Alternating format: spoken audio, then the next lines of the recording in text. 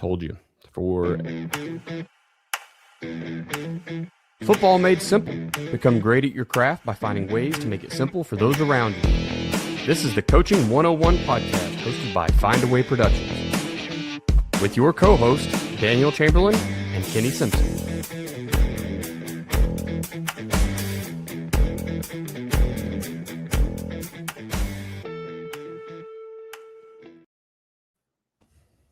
Good morning, coaches. This is the Coaching 101 podcast. I am Daniel Chamberlain. That over there is Coach Kenny Simpson. We are joined today by the one, the only, the 3 Fs, Coach Gould. Hey, how's everybody doing? Fantastic. It's cold weather season, which is my favorite, so I'm absolutely excited. I know, Kenny, it's not. Absolutely not. No, Bo knows too. They laugh at me in the office, and Bo's wearing a little vest up there too. So he don't act like he was whining about softball practice being the cold today. Uh-oh. Yep. You're rubbing off on him. Boss lady's making us go outside today, so we're going to go outside. I love it. Well, Bo, thanks, man, for joining us today. We're kind of getting into this systems era of our podcast. We're just going to talk to people about different systems that are successful at the high school level and that guys can actually use if they're looking to make switches. And we thought, who better to help us pitch the gun tee than the guy who's got so much input into it and helps travel the world and teach about it and install it and everything else. So I appreciate you being here. Why don't you real quick just give us a little introduction about who you are, kind of what you do there with Kenny and the gun tee. Yeah. So thanks for having me on. Anytime I'm able to jump on and talk some ball, I'm always interested in it. But yeah, been here at Southside with Coach Simpson for 15 years. Stayed here whenever he took the 1 year at Searcy, but pretty much just been here the entire time with Coach Simpson. The good times, the times in the beginning when we first started the system, and then reaping the benefits of being in it now for a few years. I do offensive line for our team here, coach 7th grade, just on up various levels. I'm the director of our youth program, so I'm really K through 12, Southside Southerners and gun tee. I love it. It's a great place to be. Learning from somebody like Kenny and he's also very let you do things your own way, right? So it works out well. Yep. It took a little bit, gaining the trust and things of that sort. But yeah, I'm over there during the game, probably really ever since we put it in, making the adjustments, and he trusts me to come up with the ways to do things. And it's just a great relationship that we've built. Yeah, that's awesome. Well, I hope you guys had a great Thanksgiving era. I don't remember if we've recorded since then or not. I feel like my days are all running together. Great family time. Glad to be back podcasting and kind of pushing things through here. Yeah, I guess, Kenny, let's do the quote of the week, man, and we'll just jump right into the episode. Yeah, so we got a couple of different things coming out. I'll do a quote here. We also, the Team Themes books are out, so make sure y'all check those out over at FB Coach Simpson. We always do one of those kind of always basically based off what we do with our team. So Bo actually got to give a couple themes this year. I think it's our kids. Both our kids were seniors this year, and one of the things they both mentioned is they do like that we try to do more than just football, and the team themes are part of that.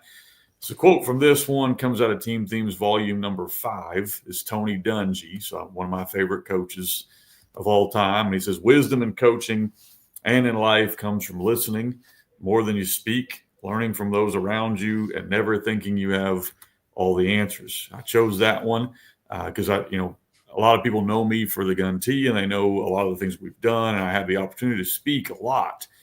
But you're going to find out today, a lot of the stuff we do came from learning from guys like Bo, and guys that were on our staff. This was a collaborative effort, and I don't know. I've never played line in my entire life. So who am I to come up with different things we're going to do? I have to lean on guys that know that well. And then we work together for how can we make this kind of blend up and work. So I thought the quote kind of fit really, really well. I'm glad that Bo's getting to be on this. He has a huge role in what we did in the gun tee, as do several of our other coaches who have come through and added little tweaks and adjustments. And so I thought the quote really fit really, really well.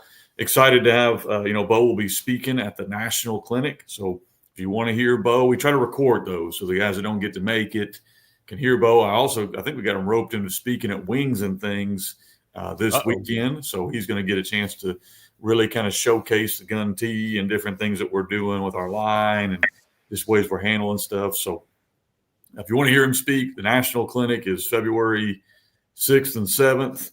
I'm not doing the signal because we're not 12 years old, but it is the 6th and the 7th of February. There are a lot of other gun tee opportunities you get to go to, but I try to include the recordings from the National Clinic. That way, if you go to Charlotte or Boston or wherever and you hear just me, you can go back and watch the recording of, some of Bo's presentations. So if you do get to visit another gun tee clinic site, we always offer the recordings. They're always from the National Clinic. So you will get a chance to hear Bo if you come to any of the clinics. But if you want to hear him in person and live, you got to drive to Batesville, February 6th and 7th. Love it. Sweet. I appreciate the quote. It is a good one. Tony Dungy's a great one to learn from. I will say that is, in coaching, I find it very weird that you spend all this time studying, if you're a guy that does, if you put in a lot of time and learn football, and then if you get into a new staff, there is that weird line of like, when am I the teacher and when am I the student? And how much am I supposed to learn from? Like, if I came and joined your staff, Kenny, like, I'm going to soak up everything I can gun tee. But you don't ever know where guys are with what do they need help improving and et cetera. You know what I mean? So there's a line there of when do you teach and when do you kind of learn. So we brought in a new guy this year. We're going to have him on the podcast in a couple of weeks. Price Holmes. He's going to talk about strength and conditioning, and he's been a defensive guy his whole life. So he was getting baptized by fire. But I think even in a year, he had some good suggestions that we were able to install and work with. It worked with what we were already doing. And so we try to, I know on our staff, we meet, everybody can share an idea. And we don't really care who that is. You just can't get your feelings hurt if we all go, well, that's a good idea, but it didn't work for us. Yeah. And that's kind of the agreement we have. Yeah. That's great. Yeah. And I will say, Daniel, I'll just hop in here. I think that's something that Coach Simpson's done really well with, not just since we've been running the gun tee, but my first year, 15 years ago here, if I have an idea, he listens to it. You know what I'm saying? Even pre-gun tee and things like that, I feel like he's always done a good job of taking things into consideration. I know sometimes we'll work with the defensive coaches like, hey, what are you seeing? What do you think would be good for us to do? You practice against us every day.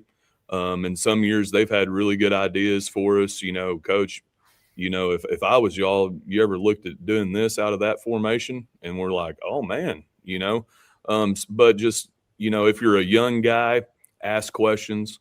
And if you're an older guy, like I'm starting to be, or Coach Simpson or whatever, that's been doing things a lot, you can't be stuck in your own ways. You've got to always try to be learning, finding something new, and things of that sort. So, but yeah, Coach has always been good about listening, taking ideas, or asking us for ideas and things of that sort. I love it. That's a great way to look at it.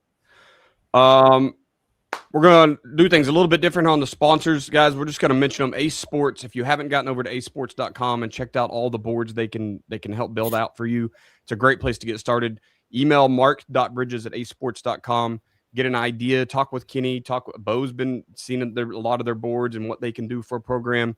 Reach out to guys and ask the ones that have these boards from Ace Sports and see what they can do from you in the fundraising side, building your environment, improving your program.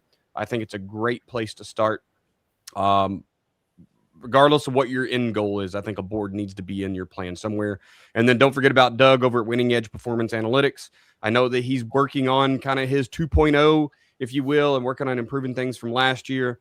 So if you haven't yet jumped into the Winning Edge Performance Analytics I don't know, the group, I guess, if you haven't started doing that on Friday nights, it will make your life so much easier on the weekend when all your film is already tagged out. You've put it all in during the game. and you get a really good analytics program throughout the game to kind of see where things are working or falling short, what you might need to improve on. So jump over to winningedgeperformanceanalytics.com. You can reach out to Doug there too, kind of see what's going on in his program. Kenny, I know we got Gun T clinics coming up. You already spoke about them a little bit. 9 of them this year, all over the country. So there's no shortage. People can get somewhere. Something's in either driving or flying distance, right? That was the hope. Now we've got a few filling up. You know, the national clinic always gets close. I personally don't like to have a ton of coaches. We want these to be kind of a unique experience. And when you got 400 coaches, you can't really do that. The national clinic, we do have a little more capacity, but it's starting to fill up. Charlotte's already over half capacity. I think Boston's already over half capacity. So I try my best to limit attendance at these. So if you are a guy who wants to come to a clinic, it's always good to register ahead of time. You know, I think it was a couple of years ago we had to turn people away. I don't like to do that. That's not my. I don't really enjoy that. But for me to make these clinics the way I want them to be, they are limited. So if you want to go, feel free to reach out. If there's something we can do to help that, you know, we can take school purchase orders or we can do different things. We want people to have the experience. Recordings are great. Hearing Coach Gould on a recording, you're going to learn something. It's different when you get to sit down and eat dinner with him and pick his brain and go through that stuff. And I think that's what makes the Gun T clinics great. It's not me or Bo. It's you're in a room full of guys that are all running similar stuff that can help each other and those contacts. You know, we actually camp and with several of the guys that come to the national clinic. Texted the guy this weekend, won the state championship in Missouri. So congrats to Bill Duke and the Tipton high school team. We saw them this summer and knew they had a good chance to win it. They were really, really good. And that was a contact that we would text throughout the year and keep up with. And so that's what makes the Gun T clinics, I think, unique. Absolutely. If you want to look at clinic dates, go to fbcoachsimpson.com/Gun T clinic. And that'll be all the 2026 Gun T clinics. Really, you're in the South in the early, I guess, late winter, and then you start moving north a little bit as things warm up. Although I don't know that Ohio in March is going to be that warm. Ohio and Boston in March, I'm not really. I may stay inside the gym the whole time. I love it.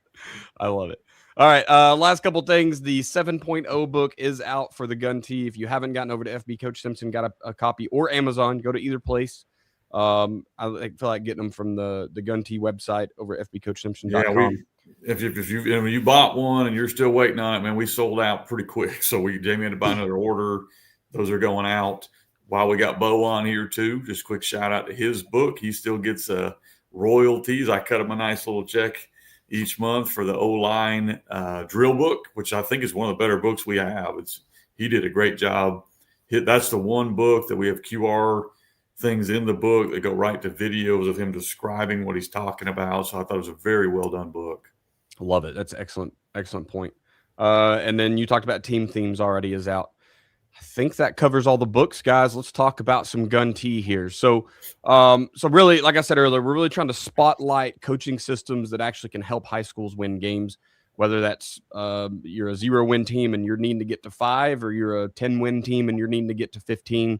Whatever you're needing, there's programs, there's systems out there that can help you. There's ones that we being me and Kenny truly believe in and think that these guys know what they're talking about versus some, you can sometimes just end up buying playbooks off the internet. So you got to be careful. So want to make sure you guys are getting quality products. And the Gun T obviously is probably should have been the first one scheduling wise. We needed to get PJ in last week, but defensively you can run and look at his stuff. But Gun T is one of those, right? So kind of today we're going to talk about what it is, why it works, and then what changes it can make for you at the high school level.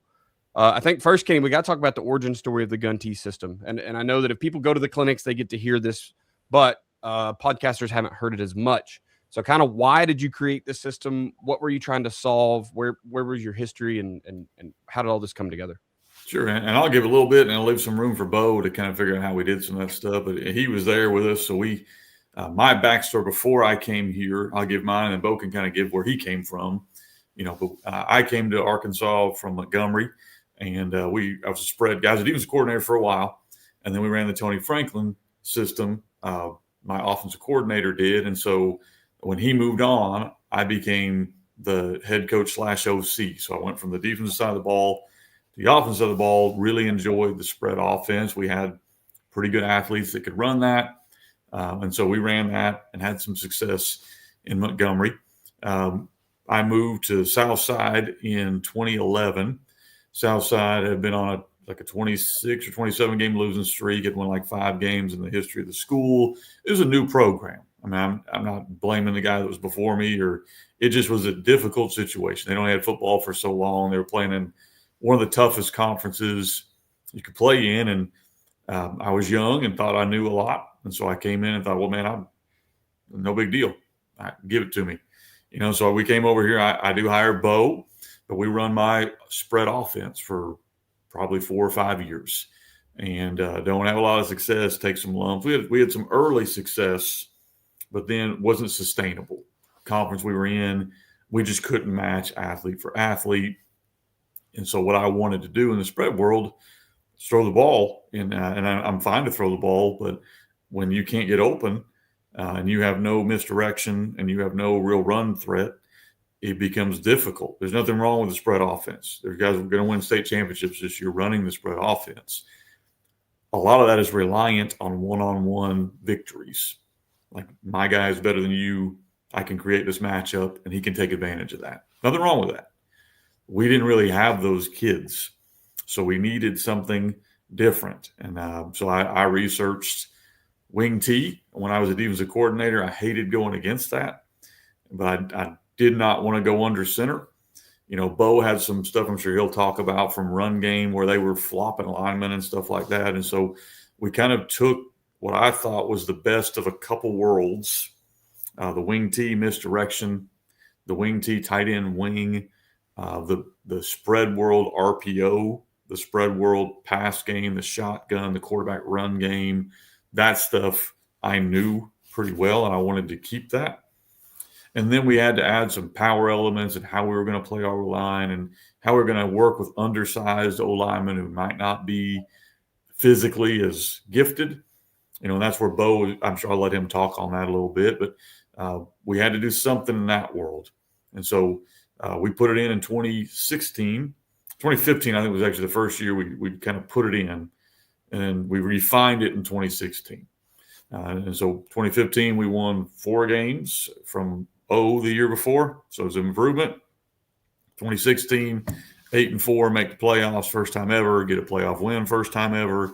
And kind of from then, I think the last, I'm not a big numbers guy, but I feel like every year I've been the head coach here, we've either made the playoffs or had a winning record or made some runs. And a lot of that I do credit to a lot of things that aren't just gun T, but a lot of it I do credit to that. I think scheme does matter, and it did matter for us. So that's kind of my version of it. And then Bo brought to the table a lot of the technique stuff we were going to do on the O-line, and I'll let him talk about his background on that. All right, Bo, man of the hour here. Talk to us kind of where you started in ball and your input that Kenny let you kind of run with the gun T system. Yeah. So growing up, I played at the neighboring school here in our area. Had a lot of success. They were power run. We would hop in the shotgun, but it was basically power run game, down blocks, kicking out people and things of that sort, even if we were in the gun. And then afterwards, after high school and stuff, went to college, got an associate's, but really cut my teeth being a youth football coach here in town. Then Coach Simpson got hired over here. I always knew that, had I'd stayed in my original deal, no doubt in my mind would I be like a store manager at Home Depot, making a lot more money than I am now. But I just knew that that's what I wasn't here to do. I knew that I could be an impact, a positive influence on kids. And if you win games, you win games. But nonetheless, my background was power run game, play action, and things of that sort. So when we were in the room trying to figure everything out, I got to realizing while I didn't run the wing T, a lot of the wing T runs and things of that sort was comparable to kind of how I was brought up in the power run scheme, gap schemes, and things of that sort. So that's where I come up with, Coach, would we consider flopping lines, doing a strong side and a quick side versus left and right? I felt like the benefit of doing that is we're putting in something fairly new, something that takes skill sets per position, and then not only that, you're looking at, we don't get to pick the kids that we have year in and year out. We've had one time since we've been doing this where I would consider we had like a big O line, where we had like 260s across the board and things of that sort. So we've got to have something to where we're not having to reinvent everything. So by flopping our lines, where it allows us to be specific at a skill that a kid needs to do a certain play. Also, by us flopping lines, we can design our run blocking to where, if we particularly don't have a good lineman one year, but he's in our top 5, we can still have him be successful. And flopping lines allows us to do that. And that's something I have seen before. I remember when my first year in coaching, the guys over at Morrison, Oklahoma, were switching their line, and at the time I thought, man, that's such a telltale sign of what's coming. But it didn't matter. That was the biggest thing. The kids were so good at what they did, it didn't matter if you knew what was coming. They were still going to make you wrong. So it's now, if you watch college football, Vanderbilt, running it, so it's not uncommon. We're not saying we invented it. We're just saying we took that and added it to the wing T run and in the spreadish world. It is new in that world. Yeah. There's a lot of guys that run wing T. They run right, left. They don't run strong and quick. And so when we work with schools, we recommend it, but we don't say this is a kill. Like, it's not going to, you can't run the gun T unless you do this. We don't say that, but yeah. I do think it's given us a huge advantage. Yes, you're absolutely right. And scheme and playing teams and things like that, I feel like it's given us advantage, but also it's given us advantage as coaches. You can cut down on the verbiage and things of that sort. You're not having to tag left and right to everything that you have. It's tagged within the play because certain ones are strong side, certain ones are quick side. Who cares if they're going left or right? You know what I mean? So like Coach was saying, that's one of the questions that I get asked a lot, because traditional wing T and really a lot of offenses are left and right, so why do you flip it? It's just some people that don't have experience with it may look at it as a far-fetched idea. But once, and even sometimes when me and Coach Simpson are out of school for 3 days, we go into it with this, and then they're like, man, Coach, these formations are getting kind of wordy. And we're like, yeah, well, that's how it would have to be unless you're flipping lines, you know what I mean? And sometimes they transition while we're there with them. Yeah. And the spread stuff that I brought and we were able to make work, because Bo played an offense where everything was 136 or 248, and the wing T world is that way, 700 series, 900 series, 800 series. And there's nothing wrong with those. I don't want to come on here and act like I'm saying those are wrong. I just wanted to simplify to more spread verbiage. I think the spread world does better with that. Kids aren't scared by words. They are scared with numbers, and a lot of times as numbers, it makes sense in our brains as coaches because everything kind of has a thing, 30, so I've got guys that run the gun team. They want to call it 38 buck. And I'm like, why don't you just call it buck? You just take that out and, now you're good to go. Well, you put the 38 in, so it makes sense to you. You didn't do it for the kids. Right. You did it for you. And if we can shorten stuff that allows us, like Bo said, they'll laugh at me sometimes in the middle of the game. Our formations can get wordy. Like, they can get a little John Gruden-y at times, but I feel I'm okay to do that because the play calls one word. Yeah. So if we can be as formation heavy as we want. We can be, red over, empty, strong, shift, car. That's all formation. And then I just say buck. Yep. So if you're the O lineman, you just ignored everything and ran buck. There is a generation of coaches that are based out of numbers, and I've never been one of the numbers and colors just transpose for me. I don't like I don't like numbers and colors in football. I think you should give a word, a symbol, an item, something that they can word associate, right? Like, I just think it works better. Put it into families. But you're right. Some guys have a hard time getting away from that old school, like, ball carrier and then whole number that you're going to is I mean, it's as big as football is. And so trying to get people out of that, I think you're right. It is a comfort level for coaches knowing I'm telling those kids exactly where it goes. Well, you don't know where it's going to go sometimes, right? You imagine running inside zone and you're telling them what hole to put it in. You don't know. I realize y'all aren't inside zoning, but Bucks, what if it goes wide?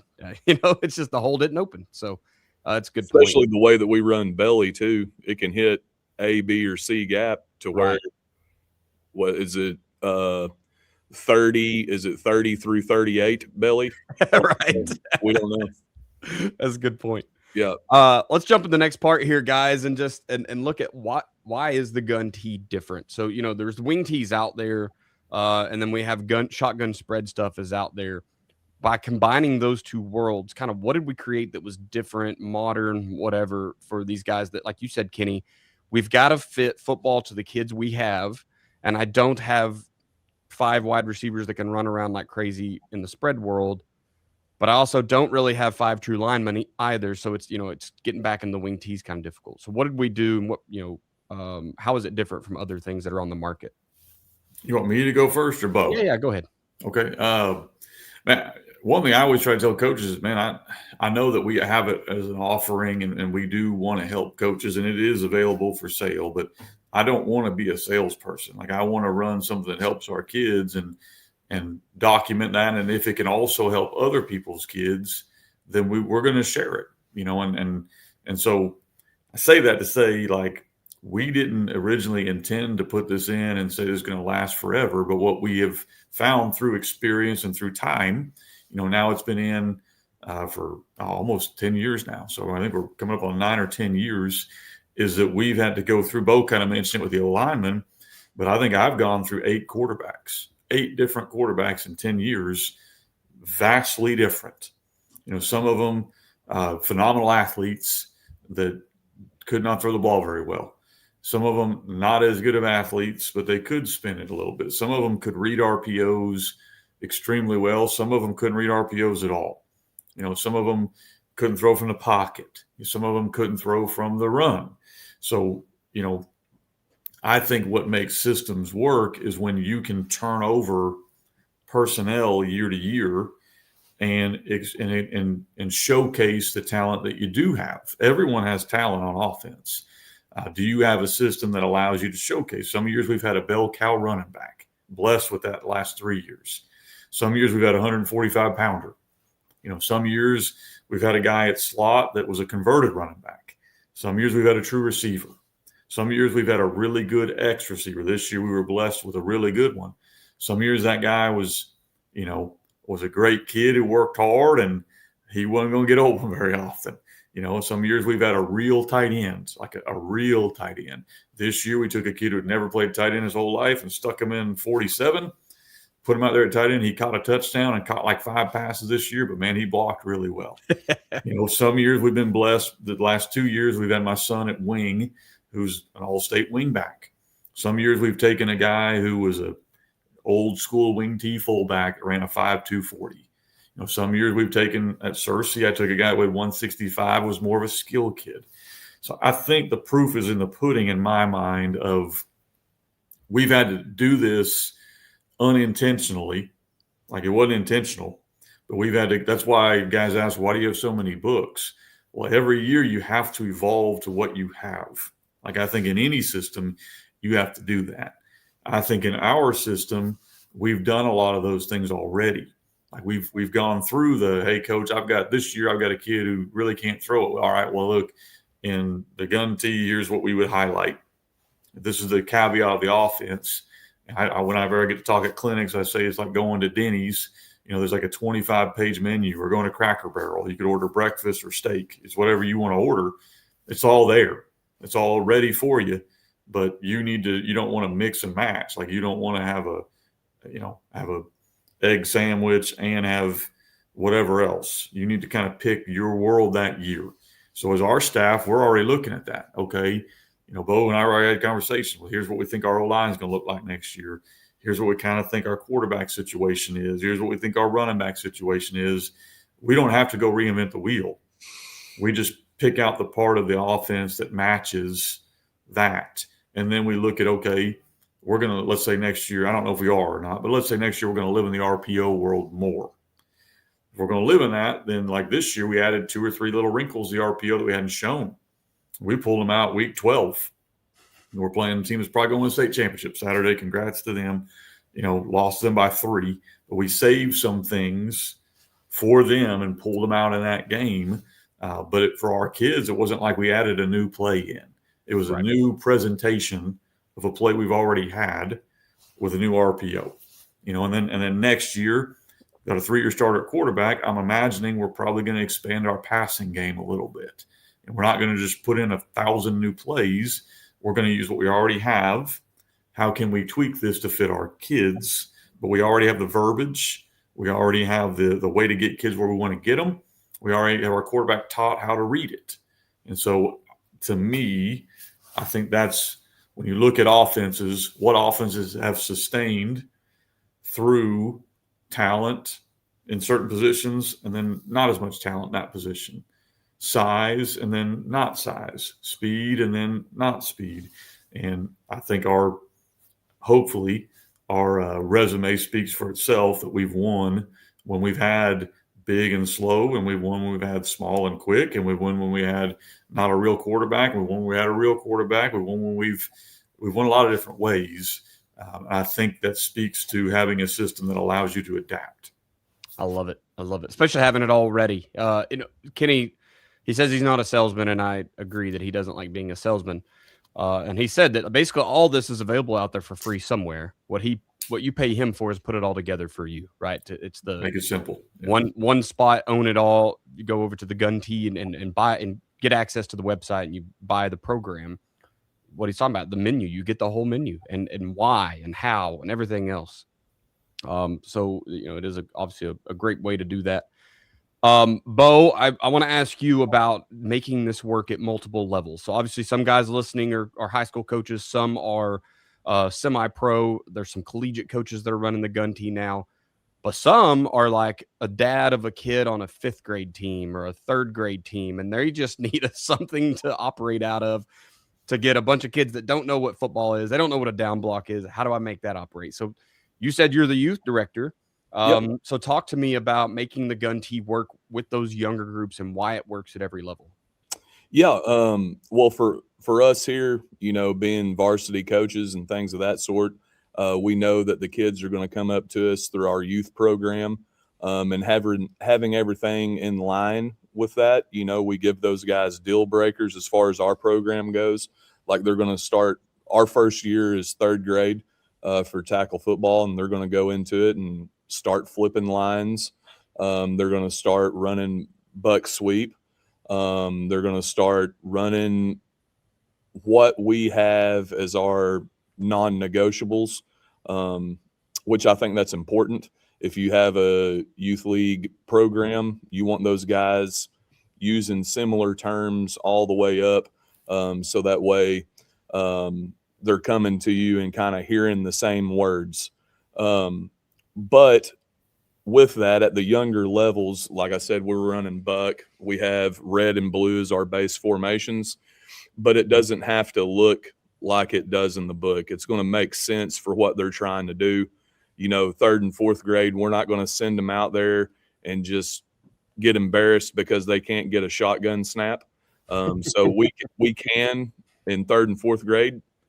They got to give me 2 weeks, and then at 2 weeks, Coach, I still haven't found a center. I've tried 5 guys. All right, go under center, but keep the words the same. By 5th and 6th grade, find a guy that can shotgun snap. And then in 7th grade, really with me being the head coach there, it is basically the bread and butter of what they're getting ready to do for the next 5 years.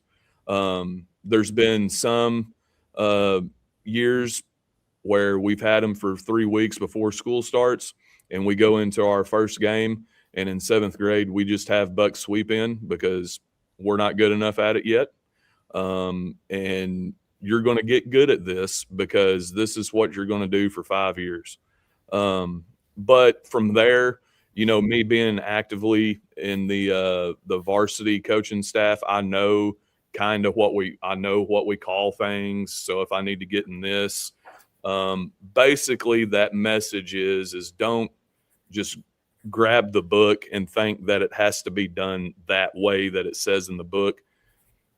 Transition to it as they move up. Come up with some non-negotiables like, hey, we're going to flip lines. The strong formation that we have to the right is going to be red. The strong formation to the left is going to be blue. Doesn't matter where the guys are at really, but just lay that footwork and build on it as it goes up, I think is key.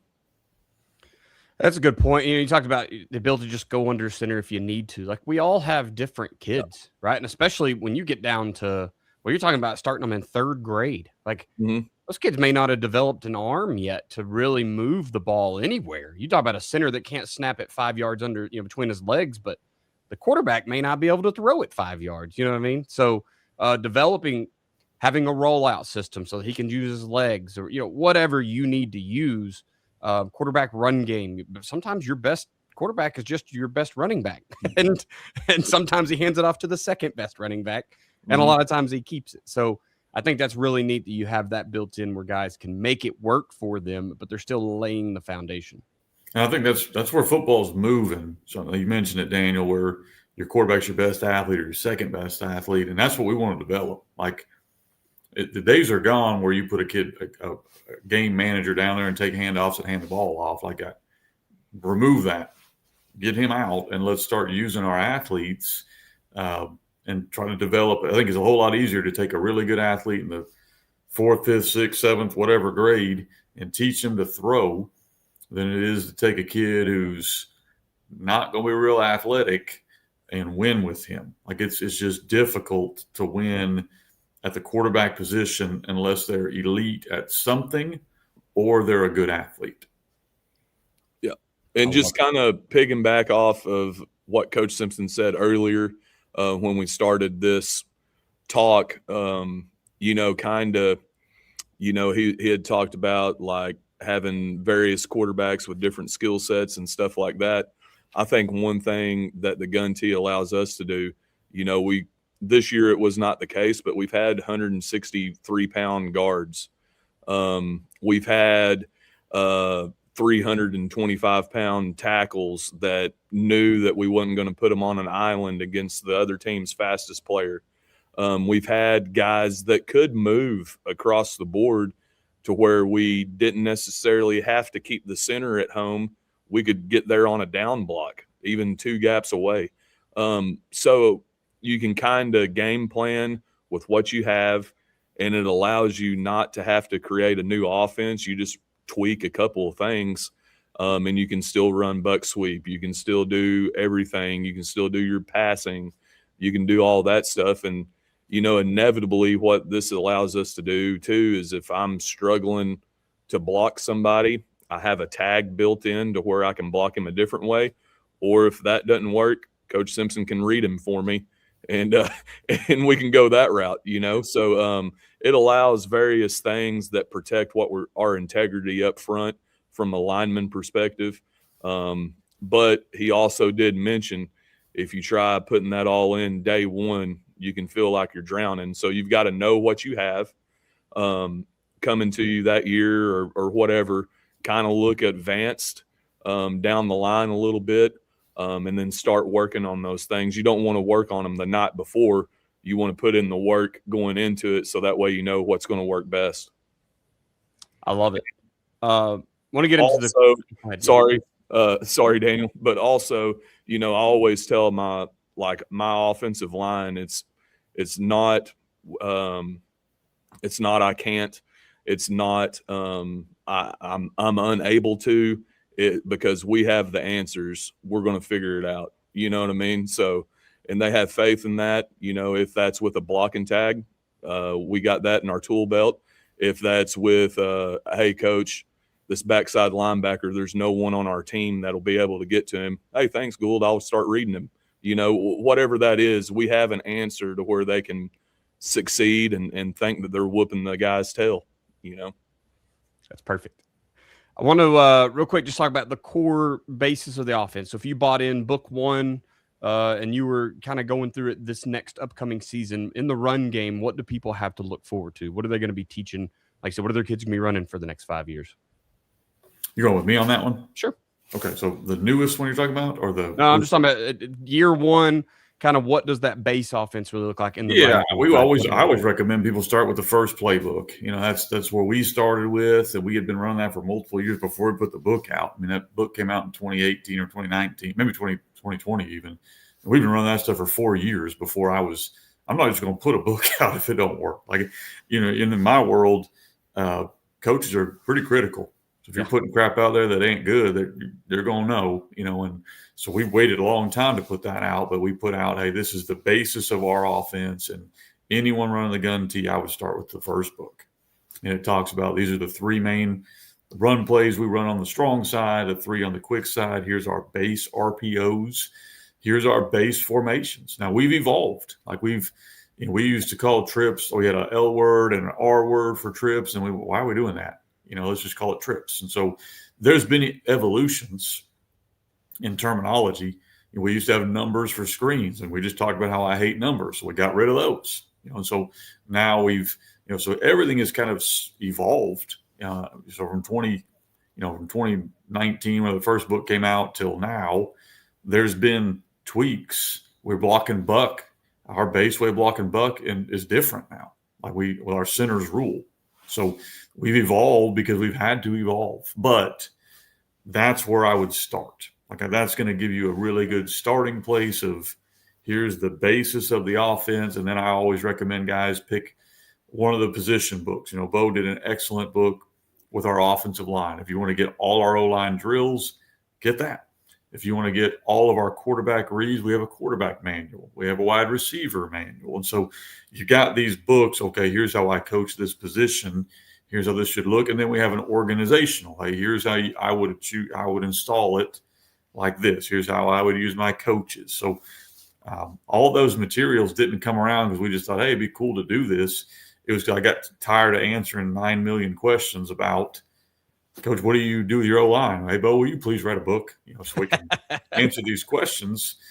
I'm not trying to be ugly, but I don't have time to answer the same question. 100 questions when Bo can write a book that has way better detail than I can do. And so that's kind of where a lot of that stuff came from. But that's where I'd start. I'd get the playbook. I'd get all the position manuals. I'd get the organizational. And then, like you mentioned, Daniel, if you're going all in, you can kind of work your way up year to year with what we did. Some books, like I think the 3.0, we put Trojan in. I think one of them, maybe the 4 or the 5.0 is a lot of quarterback run game because that's what we had. And so some of my kind of point coaches towards, if it's, hey, Coach, I'm running the offense this year, we're this, that, or the other. Okay, we want to run inside zone or duo. All right, get the 2.0. That's what I ran at Cersei, And so I can kind of point them to different books there, but I would start with the first one. I want to jump real quick to the passing game marriage. So, Kenny, I know you said you brought the spread world into this, and people, I'm sure you've lost your gun tee card or your wing tee card because you decided to throw spread concepts at it. But that's kind of the world we live in, right? You look at the guys that are offensively doing things at a high level. I'm supposed to hate Lincoln Riley because he did University of Oklahoma pretty dirty, but he's an offensive mastermind, right? Like that guy. But he's like a single wing run game with the spread and air raid offense for the pass game. So you're right there in that world of offensive mastermind. So how did you take that spread passing game and marry it to what you're already doing in the backfield? Well, we've still got a ways to go in that. We've with great athletes at quarterback until recently, we've not really had an elite thrower. So I'm still doing deep dive studies on different people of what works for our guys because I've got a really good thrower this year. He ended his career high, threw for 240 in a game against probably the team that's going to win a state championship, and I felt like I needed a couple more tools to give him. So there's always more to add. But I think what makes our offense good is we do have a lot of play action RPO game, which is very quarterback friendly. Waggle's waggle. They've run waggle for years, and the waggle from the gun, man, it's open. We really didn't run it a ton, and then we pulled it out and hit it 4 times in that game. Just running versions of it, waggle switch, waggle with the wheel with the running back, waggle this. And so it's not like we're taking brand new concepts. We're just tweaking off of, we have this, let's do this route. Okay. We do a lot of the trips game. It's a lot of Tony Franklin stuff. Flood is flood. You can call it 94 if you're a Tony Franklin believer, or you can run levels, however you want to get to it. We try to get to it with motions, shifts, different things that kind of help us. So we've got a lot of that game as well. Then the RPO game, I think, makes us pretty special. And it's different when you're running inside zone and RPO, but when you're seeing 2 pullers on buck, and you better fit it. Because if you don't fit it, there's problems.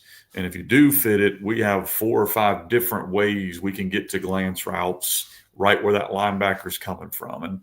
And I think probably, as Bo, I would imagine probably 30% of our passing yards is probably off that one concept. Right. Give that buck look, bring guys in behind it. Those are easy completions for the most part, or run unbalanced shoot routes or run play action. We're running pop routes. So that's where, and I think that's very QB friendly. You don't have to have a great quarterback to run that stuff. Where we're at trying to get to now is I've got a good quarterback. So we're trying to marry in, okay, what other concepts do we like? You can run any twins or trips concepts in the gun tee that you want to run. And I tell coaches this, we feel the gun tee is, here's our base runs, our base RPO, our base play action. And then you can get the coloring book out all you want on twins concepts you like. You like running dagger routes, run dagger routes. You like running smash, run smash. This year we made a little bit of a living on go out. It's a simple concept there. So each year we're willing to tweak the passing game because we are not willing to tweak the run game, the RPO game, the whatever game. So that gives us more freedom. We'll probably look at 4 or 5 different concepts this year that are with twins or trips or whatever it's going to be. And then we'll work on what we're good at during 7-on-7 season. And we get to August, we'll probably keep 2 or 3 of those. Yeah. And some years we may keep 1 because we don't have the ability to throw it. This year we'll probably keep maybe 4 because we can throw it. And so we think that's what makes the gun tee good. And I know that's not the answer a lot of coaches want. They just want me to tell them run these passes. But we think that's the beauty of it is you now can run what you run well. The one rule that we keep with our quarterbacks, so it doesn't change, is we always read defenders. So you need to be good enough at the pass concept. You can move his eyes to where you want him to read, and you know what you want him to read. I'm not a big fan of reading leverage or reading this or throwing a one-on-one route. If you want to throw a one-on-one route, just call it one-on-one route. Don't ask him to pre-snap read, we got this look, so we're throwing the fade. I don't tell him to read this defender. This defender does X, you do Y. That allows you to play a kid at quarterback that's not going to be a doctor or an engineer in the future. It allows you to put a dude back there that can read 1, 2, and go be a dude. Because this year, our quarterback, he's a smart kid. He probably could do more. But him being him made us great. And if I'm starting to put these constraints on him where he's got to read this, that, and this, I might have had to put a different kid at quarterback. Right. Who couldn't do the things he does. So we need to teach to where we can have a bigger pool of applicants at quarterback by keeping it simple and then let those guys be those guys. I love it. Bo, talking passing game here, how do you feel that marrying these passing concepts has helped you as an O-line coach? How is it alleviating stress of worrying about pass protections and all that? Yeah, well, the RPO game, we're blocking a run. So, and like Coach said, that was 30% of that came off of one thing. I will talk about RPOs a little bit. The one thing that we know as a coach, certain games, you may go into it thinking, hey, this team's setting up really nicely to where we need to be running belly instead of like buck or Trojan instead of buck or something like that. With our RPOs, the way that we have everything set up is you don't have to come in with new RPOs. You can still run the same ones off of whatever play is working or more favorable in that certain situation. So I think that's a positive. But so that protects our run game. That also allows for a good portion of our pass game to be designed with run blocking. And then the other thing is I have, like, if we're doing rollout game to trips or off of motion and stuff like that, the way that I teach it is it's also rules based as far as our steps go. And then also I'm not losing the physicality that I have in the run game, because the last thing that I want to lose is that physicality. So I have the blocking rules set up for that. I have the blocking rules set up for the blitzer that we could have, and so on, to where if they're not in contact at a certain time, they're helping the guy that is in contact. But the thing that like we've grown on is how our drop back pass blocking goes. So because we're strong and quick, we're always going to slide one way, leave our better, most of the time speaking, our best O lineman is going to be our quick tackle.